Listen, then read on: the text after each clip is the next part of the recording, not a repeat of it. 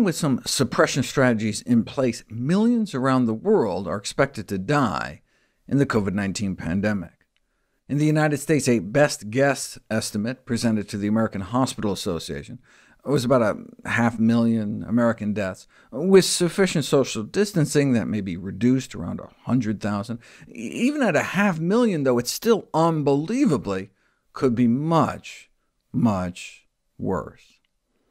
With thousands already dead, millions projected to perish, billions in lockdown, and trillions lost as markets tumble, COVID-19 is still only shaping up to be a Category 2 or 3 pandemic.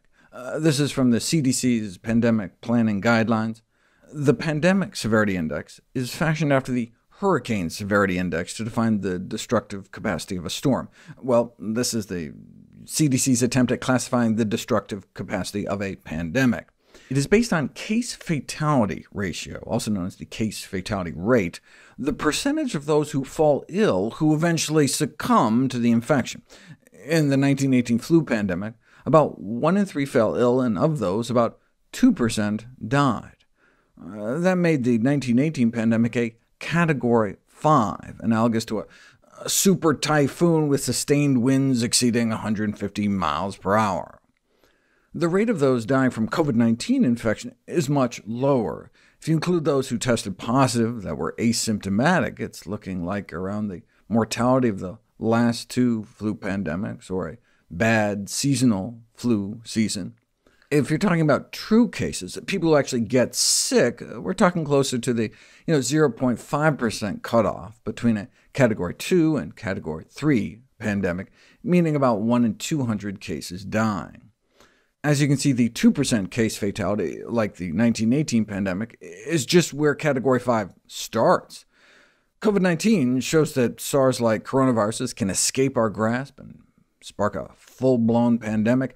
SARS was rapidly stamped out by fever-monitoring travelers, but by the time it was all over, there were about 800 deaths out of 8,000 cases. That's a case fatality ratio of 10%. Thank heavens we're dealing with a pandemic from SARS-CoV-2 and not the original SARS coronavirus. Even more lethal, MERS killed more like 850 out of 2,500, which is a 34% case fatality rate, 1 in 3 chance of dying if you come down with it. Since 2002 with SARS, and then 2012 with MERS, we learned that coronaviruses could become deadly. They're not just the common cold viruses we thought they were. Now, with COVID-19, we realize this family of viruses can also explode unfettered onto the global stage. So coronaviruses have already shown us they can do both. It's not hard to imagine a combination of transmissibility and lethality that makes the next coronavirus pandemic worse by an order of magnitude or more.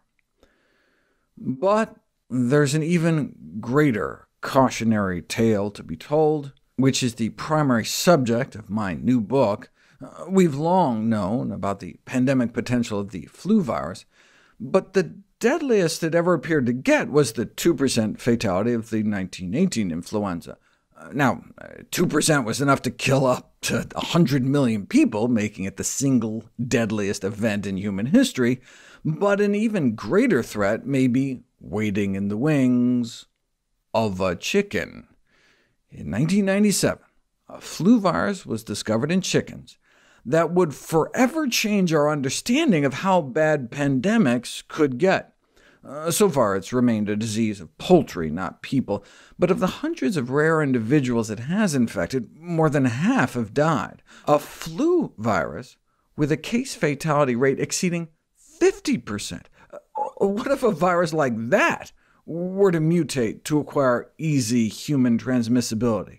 The last time a bird flu virus jumped directly to humans and caused a pandemic, it triggered the deadliest plague in human history. But what if instead of a 2% death rate, it was more like a flip of the coin?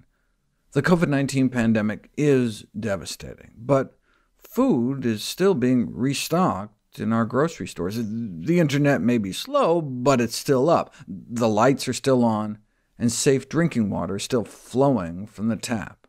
Doctors and nurses are still showing up to work. If the predictions are correct and only about 100,000 Americans die. That's less than 1 in 3,000. In the pandemic of 1918, in which 2% of the cases succumbed, 1 in 150 Americans died. Imagine if it were 10 times as bad as 2%, with 1 in 15 dying, or 25 times as bad, killing 1 in 6 of us.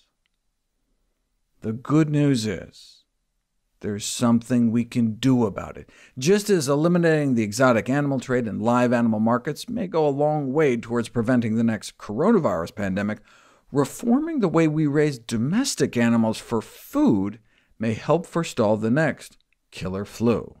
We got off easy in the last pandemic. Swine flu only triggered a Category 1 pandemic in 2009, but it showed a new origin point for pandemic viruses: pork production. It was like epidemiological blowback from our globalizing these intensive confinement methods.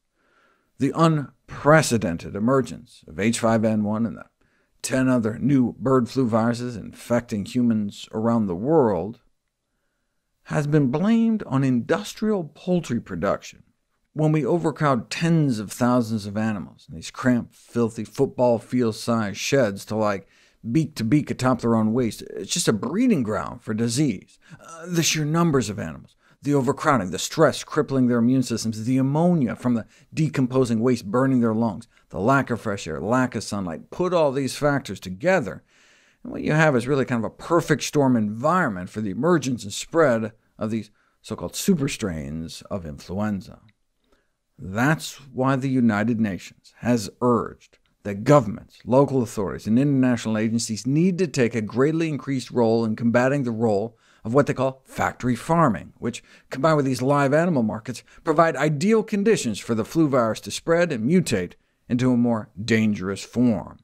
These so-called CAFOs, concentrated animal feeding operations, have vastly altered the evolution of the influenza virus.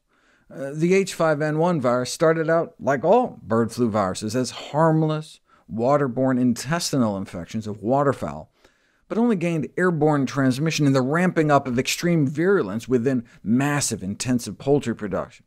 Perhaps only a change in conditions as great as 10 million bird megafarms could account for the dramatic series of mutations sufficient to create such a monster.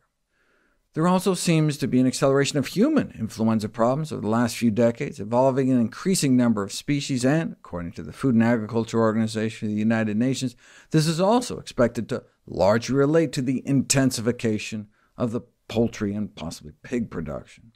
Big Ag may be brewing up big flu. For the underlying science, the evolutionary biological mechanisms, allow me to refer you to my invited review I wrote for Critical Reviews in Microbiology, where I lay out all the evidence. It's free, no paywall. Just go to bit.ly/flu review.